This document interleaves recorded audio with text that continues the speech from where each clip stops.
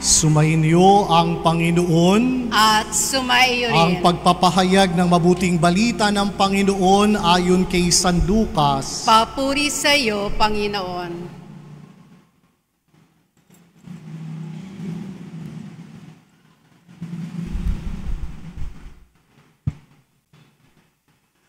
Noong panahong yon, nilibak si Jesus ng mga pinuno ng bayan anila. Iniligtas niya ang iba, iligtas naman niya ngayon ang kanyang sarili kung siya nga ang Mesiyas, ang hinirang ng Diyos. Nilibak din siya ng mga kawal, nilapitan at inalok ng maaasim na alak at sinabi nila, "Kung ikaw ang hari ng mga Hudyo, iligtas mo ang iyong sarili." At nakasulat sa ulunan niya sa wikang Grego, Latin at Hebreo, "Ito ang hari ng mga Hudyo." Tinuyarin siya ng isa sa salarin na nakabitin at ang sabi, "Hindi ba ikaw ang Mesiyas? Iligtas mo ang iyong sarili pati na kami." Ngunit pinagsabihan siya ng kanyang kasama, "Hindi ka ba natatakot sa Diyos? Ikaw may pinarurusahan tulad niya. Matuwid lamang na tayo parusahan ng ganito dahil sa ating mga ginawa, ngunit ang taong ito'y walang ginawang masama." At sinabi niya, "Jesus, alalahanin mo ako kapag naghahari ka na." Sumagot si Jesus, "Sinasabi ko sa iyo, ngayon di isasama kita sa paraiso." Ang mabuting balita ng Panginoon. Pinupuri ka namin, Panginoon Hesukristo.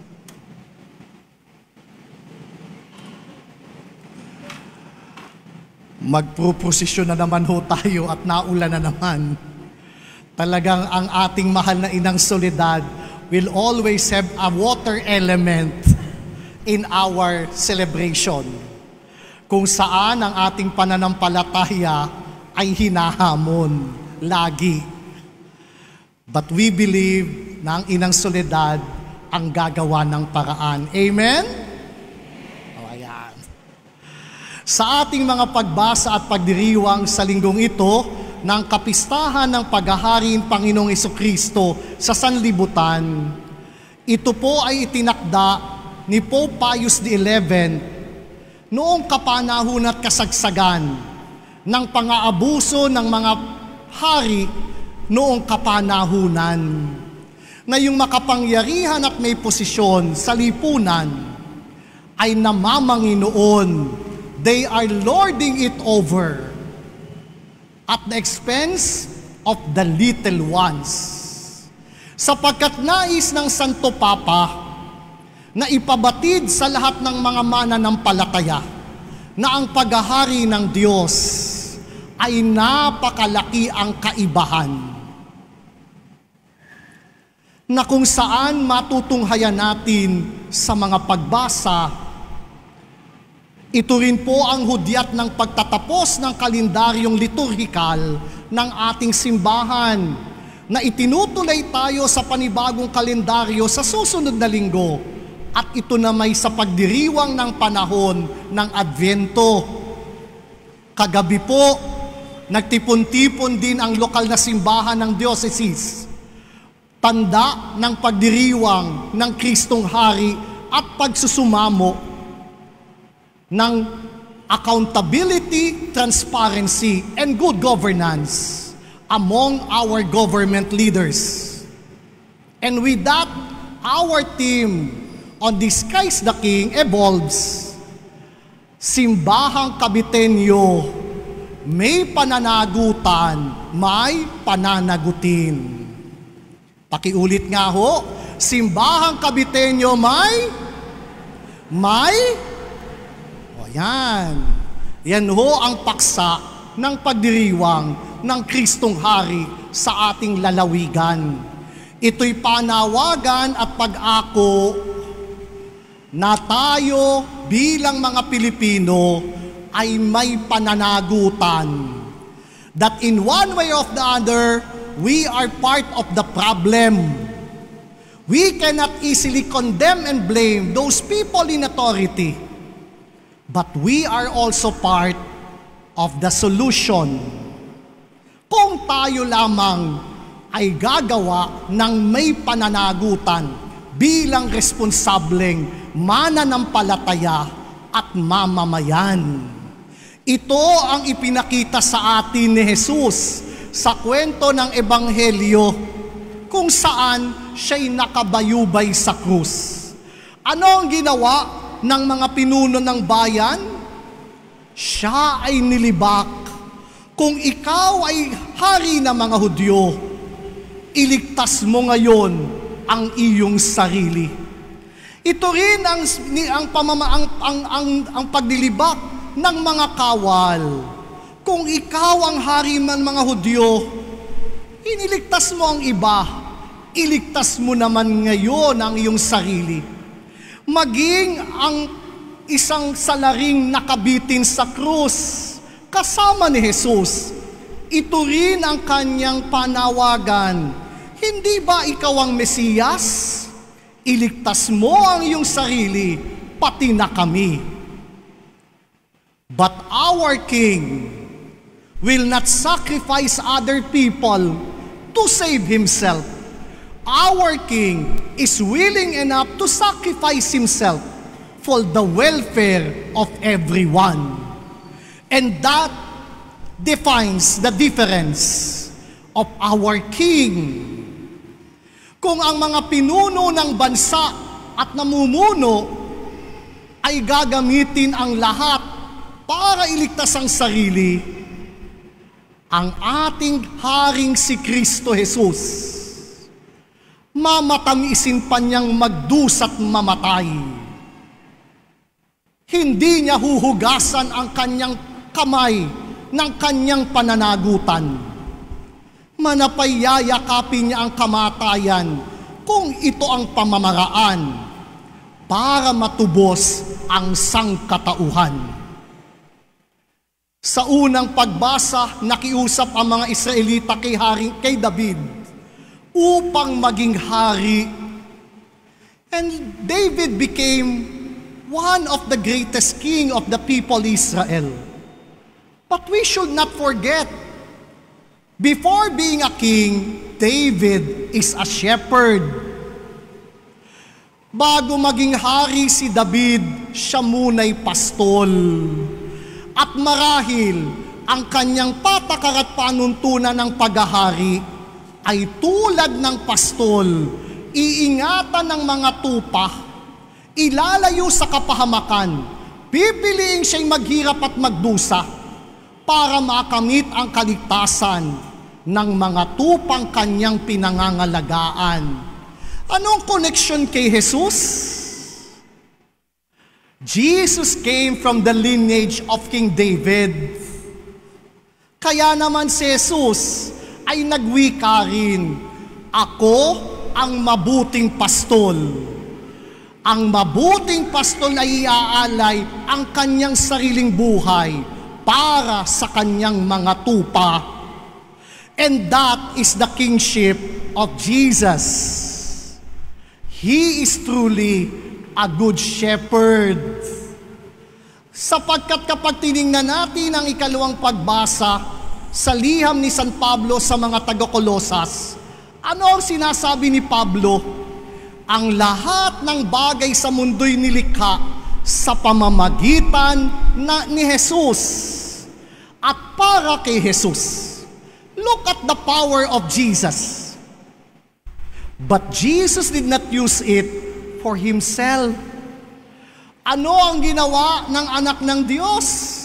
Hinayaan niyang mamatay sa krus kung ito ang pamamaraan para maipagkasundo niya ang sangnilikha sa Diyos. Hindi ginamit ang kapangyarihan para sa pangsariling kapakanan. Hindi ginamit ang posisyon para mailigtas ang sarili. Bagkus, buong pananagutan niyang niyakap ang krus upang ipakita at maging daan ng pagkakasundo ng tao at ng Diyos. Si Jesus, inako niya ang pananagutan bilang hari na nangangahulugan ng pagdurusa at pagkamatay. Mga kapatid, ito ang hari nating pinararangalan, pinagpupurihan at sinusundan. Kaya naman may kaikalawang kataga, may pananagutin. Sapagkat sa buhay ni Jesus, kapag pinagsasamantalahan ang mga maliliit, dukha, balo, ulila, si Jesus ang titindig para sila'y ipagtanggol, para sila'y panagutin, sapagkat ang Diyos na haring ito ay Diyos din ng katarungan. May pananagutin. Kaya ito po'y babala sa ating lahat. Kung hindi natin isa sa katuparan ang ating mga pananagutan ngayon, ang mga pangakong ating sinumpaan, ang mga commitment na ating binikas sa harapan ng poong may kapal, binababalaan din tayo ng Diyos. Ikaw ay pananagutin. Kung hindi natin itutuwid ang ating buhay sa kasalukuyan, at the end of our life, we will be held accountable to God, who is our King, who gave us all the resources of this world in order to be responsible, to be accountable, to be transparent, and to govern the things that was entrusted to us according to the will of our very own King.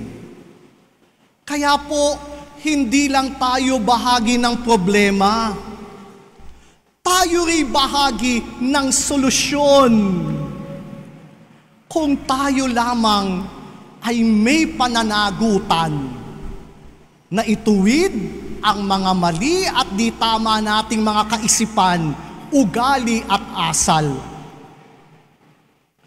Marami akong nakakausap sa gitna ng mga investigasyon sa katiwalian. Sasabihin sa akin, Father, wala namang mangyayari dyan. Father, yan na may media mileage lamang at gagamitin sa halalan. Kapag ganun po ang ating isip, hindi yan ang tunay na Kristiyano. We are not Christian of despair. Ang tunay na Kristiyano ay umaasa, gumagawa't naninindigan, batay sa pamamaraan ng Panginoong Hesukristo. Kapag hindi na tayo nakisangkot at wala na tayong pakialam, anong mangyayari? Lalo tayong aabusuhin, lalo tayong pagsasamantalahan. Kaya nga ang tugon natin, may pananagutin. We want them to be accountable to us. Sapagkat kaya sila namihasa at naging sistema na ang pagnanakaw dahilan sa mga Pilipino na walang pakialam. Inabuso na tayo, pinagsamantalahan, hindi tayo kumikibo at binabaliwala lamang. Ginigising tayo ni Jesus na ating hari. Dapat may panagutin. Sapagkat kung hindi, patuloy lamang ang panlalamang sa kapwa, ang pagnanakaw, at gayon din naman, pagnanakaw ng kinabukasan ng ating mga kabataan at mga bata ng kasalukuyan nating panahon at maging sa hinaharap. Bahagi ng Kristiyanong gawain ay tumindig, makisangkot, at sabihin, may pananagutin. Hindi lang natin sila kinondena, nagsimula tayo sa ating sarili. Pero tayo'y babangon upang maniwala na hindi ganito ang puso ng Pilipino. Sa halip tayo nananalig, may kabutihang taglay ang bawat isang Pilipino. At mula rito, tayo'y makikisangkot sa landas ng pagtutuwid, sa landas ng pagbabago. Kaya po sa pagdiriwang natin ng Kristong Hari, ang paghahari ni Jesus ay laging may pananagutan. Ang paghahari ni Jesus may pananagutin. At kung naghahari siya sa atin, ito'y una natin dapat gampanan. Simbahang Kabitenyo may at magsimula tayo sa ating pagkatao. At tayo nagagalak sa pagtatapos ng ating kapistahan sa taon ng pananahan, taong 2025. May una nang nanagot sa atin ang Inang Soledad. At ang Inang Soledad, tayo hinahamon na tumindig ng may pananagutan para may panagutin. Paano nagawa ito ng Inang Soledad? Nanahan siya sa Diyos at pinaghari niya ang Diyos sa kanyang buhay, sa bawat yugto at oras ng kanyang pag-iral. Nangangahulugan, hindi naman pala tayo ang unang mananagutan at hihingi na sa mga taong panagutan ang kanilang mga tungkulin. Hinahamon tayo ng Inang Soledad.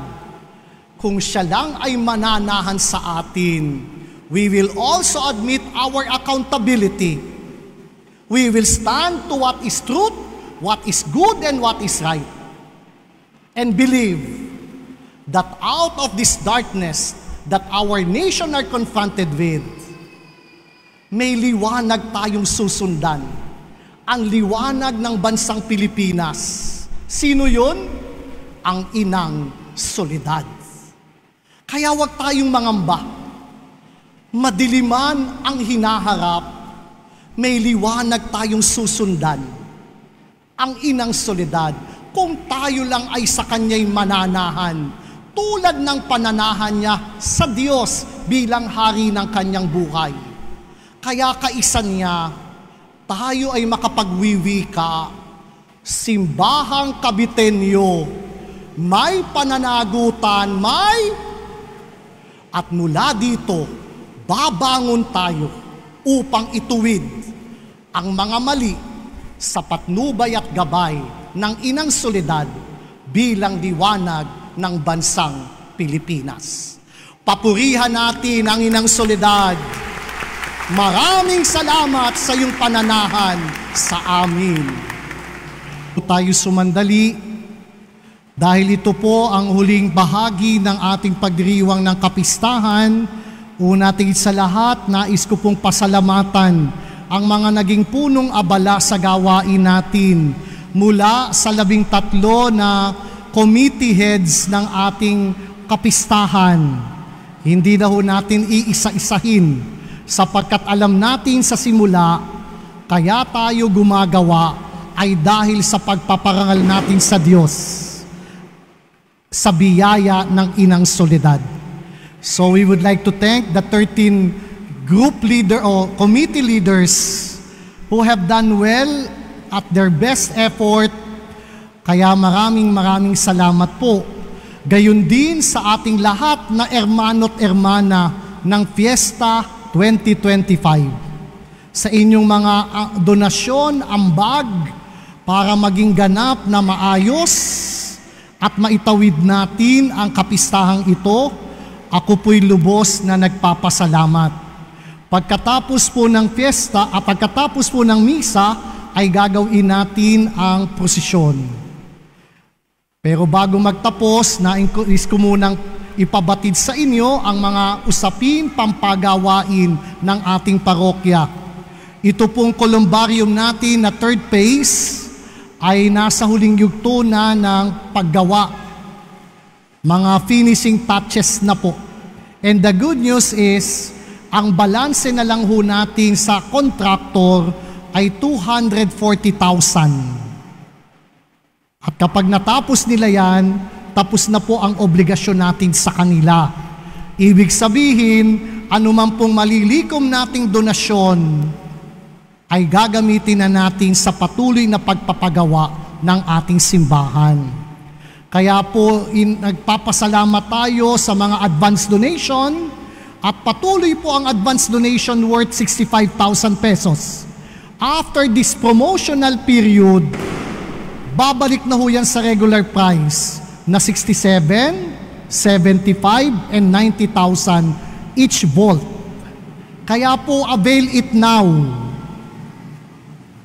Marami na hong 13-month pay, bonuses, cash gift. Try to consider it. It is for your perpetual use. At ito pong third phase ay may air condition unit. Dahil medyo may kainitan na sa lugar na yaon.